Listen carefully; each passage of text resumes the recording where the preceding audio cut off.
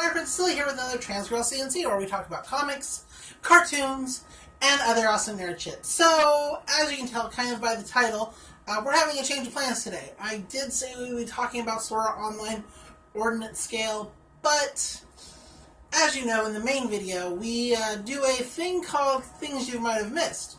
Of course, it's a segment about something you might have missed, and as I was researching or brushing up on the particular thing I was going to suggest to you, I kind of realized I wanted to talk about it and its genre a lot more than I wanted to talk about Sword Art Online Ordnance Scale. So, instead, that's the thing you might have missed. You might have missed Ordnance Scale. It didn't stay long in theaters, or you might have just not got the chance to see it in theaters. It's not out on Blu-ray and DVD yet, but you can watch it on one of those streaming sites.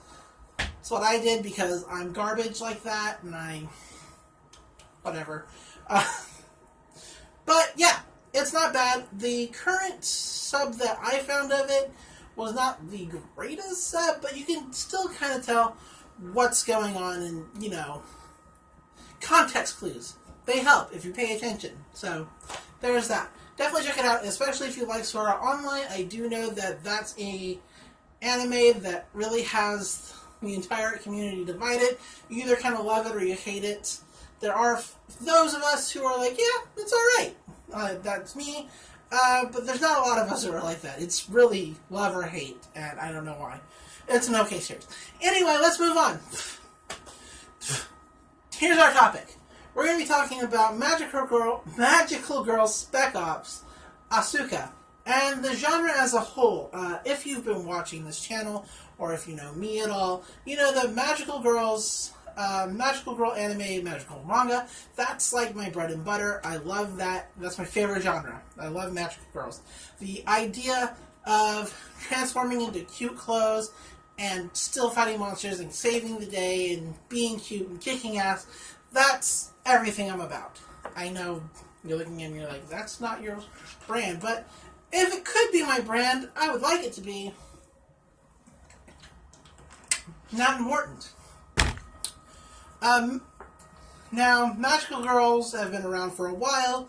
It was popularized by Lyrical Girl Nanoha and Sailor Moon. Now, there were animes and mangas before that, but that really got the ball rolling, and we saw other great titles like Magic Knight Rayearth, Cardcaptor Sakura, you know, just really cute shows following that genre of, you know, changing costumes and being kick-ass and cute. And, of course, like I said, that's my whole thing. But within that genre, there is what's called a dark deconstruction. And that's where it kind of follows the whole, you know, cute clothes, fighting monster things. But there's a lot of psychological horror or violence or bad endings that go along with that. And there have been, like, several of those. But I really feel that 2011's Madoka Magica, really, like, just kicked off in a way that that particular portion of the genre hadn't seen before. And since then, we keep getting dark deconstructions of the genre. Now, this isn't the only Magical Girl manga I've picked up recently. I recently picked up Magical Girl Rising Project, which is also a dark deconstruction of the genre. This is also same thing, dark deconstruction. And the way it's going, I feel like we're going to get more of these kinds of Magical Girl stories than we are just regular Magical Girl manga, which is kind of sad, but also kind of neat. I don't know. I don't dislike this at all. If I did, I wouldn't talk about it. I wouldn't be subscribing to it and getting more of it. But I do feel a sense of melancholy, I suppose, towards it. Or the dark deconstruction genre in general. It was really interesting when Madoka did it, and it's really cool how popular it got and everything that kind of spun from the Puella series in general. I don't know if you know, you might not. From Madoka Magica, not only did the other two not only did the movie come from it, Revelation, but several other stories in manga form have popped up from it, including one that I read called Puella Magica Oriko, which is interesting in and of itself. It takes place before the events of Madoka, and it's still got that kind of dark, twisted sense about it. It's not cute. Madoka's not a story that can be cute, more or less. And with Magical Girl Rising Project, it starts out as there's like an app that gives you a 1 in 10,000 chance of becoming a magical girl, and you help people and collect candies and buy upgrades. That's kind of interesting in and of itself. But then whoever's running the whole thing decides that there are too many magical girls. There's 16 in one city, and that's way too many. So they're gonna cut them down, and whoever has the least amount of candies loses their abilities and their powers.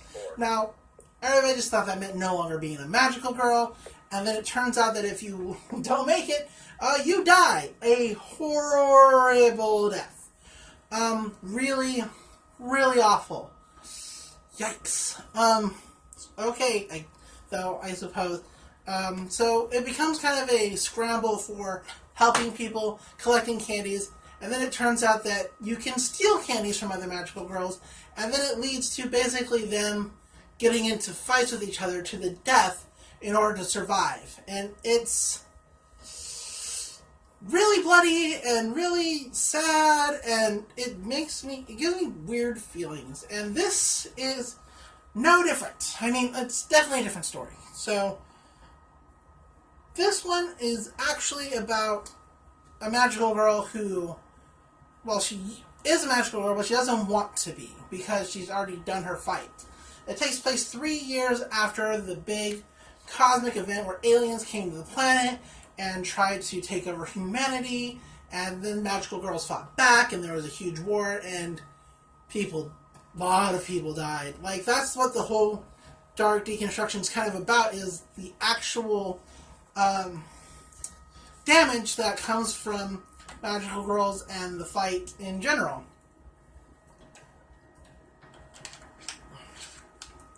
And Asuka's no different. I've already said that, but I really want to drive that point home. We kind of see early on in the story that things just kind of got to a point where it was like do or die. They finally beat the last DS monster, I think is how it's pronounced.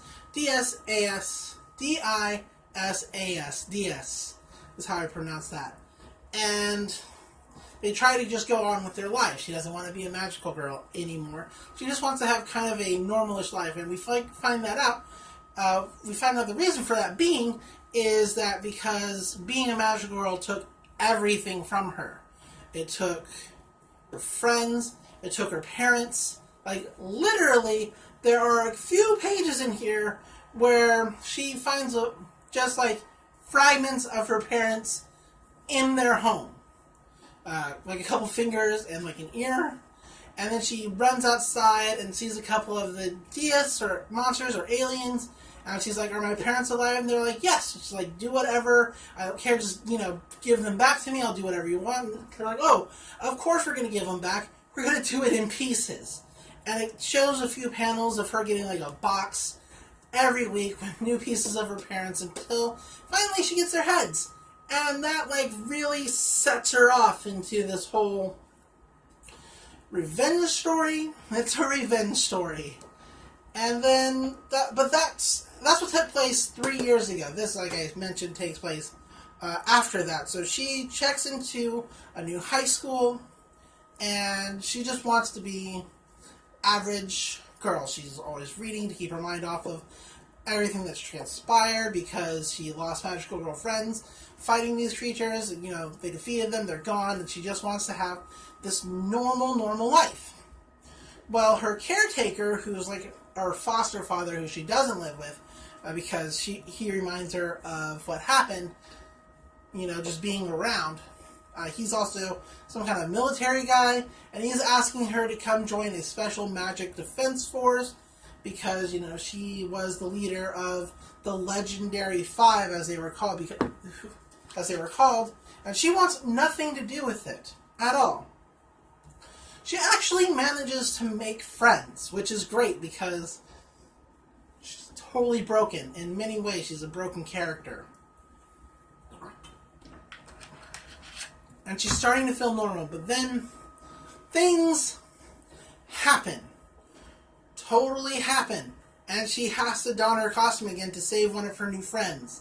Now, of course, there's like a magical interference where you can't tell who a magical girl is, even if you look right at them, which is something that the fans of the genre have always just assumed was kind of a thing that, because, why can't you tell that Sailor Moon is, Usagi, they have the same hair, blah, blah, blah. Well, because there's a filter that makes her look different from, etc., blah, blah, blah.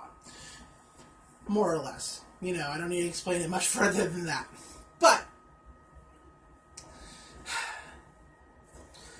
so her friend doesn't realize that Asuka is the magical girl that saves her from being killed by just like some very plain, low-level people, dudes with guns. Like, these are not like magical beings or anything. They're just bad humans. And that's kind of the problem with being a magical girl, is that even if you defeat the monsters, defeat the aliens, save the world, it doesn't guarantee that there's going to be world peace, and people are always going to be asking you to do something about whatever problem they're facing, and it's fucked up. She just wants a regular life, but no matter what she does, the fight always just keeps coming to her, and she doesn't want to fight anymore. Like, I keep mentioning that, but it's kind of central to the plot. Then another thing happens, because of course, it turns out that there are still more magical girls, and they're not all good either, because that's kind of a central theme to the dark deconstruction of the magical girl genre, is that there are evil or bad magical girls who want to do bad, because when you're given all these powers, you're not necessarily going to continue to be good. A good description in the manga is that a saint who wins the lottery probably won't remain a saint for long, because they've been given something that they've never had before, and that's the ability to basically buy whatever, do whatever. And the same kind of goes for magical girls, is that they're granted this amazing power, and so you hope that they're going to do good with it, but they might not always. So the bad magical girls in this, whose names we don't know yet, are actually creating new Deus monsters, or Deus monsters, whatever, and giving them to terrorist organizations to use, because magical girls are a problem, but they're not a problem if there's a big monster to take care of them, of course.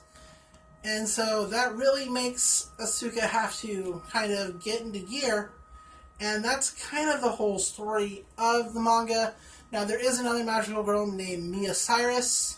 She's an American magical girl, and she's running into her own kind of things. Like, there's a warning that there's going to be an even more cruel war on the horizon, and we kind of end with one of the evil magical girls handing over two of the creatures to another terrorist kind of group, and that's where this book ends. And while I don't dislike this, I mean, it's interesting, I'm going to keep reading it, and I'm really going to hope for a great ending. I like Asuka. I think that her outfit is super cute. I like her knife. She uses a magical knife, and she kind of has a crush on one of her new friends. Like, so, give me gay magical girls, and I'm definitely going to read. I just hope her story turns out okay, because that's kind of the problem with the deconstruction, is that there's no happy ending. And I would really like a happy ending for her. Or any magical girl, really. But that's not always the case or what's possible. So, check this out. It's good. Like I said, I don't dislike it. But what I'm really hoping is that we see another influx of cute magical girl stories. Now, Cardcaptor Sakura Clear Cards just got released within the last month. And hopefully it inspires new, cute, amazing magical girl stories that work with happy endings and not a whole lot of violence and blood and death, because there is that for sure in here. But check it out anyway. It's good. I like it. That's it. That's everything. I don't know what we're talking about next time. It's a surprise, even to me. But I'll have something for you. And until then, enjoy comics, enjoy cartoons, and I'll see you in the next video. Bye.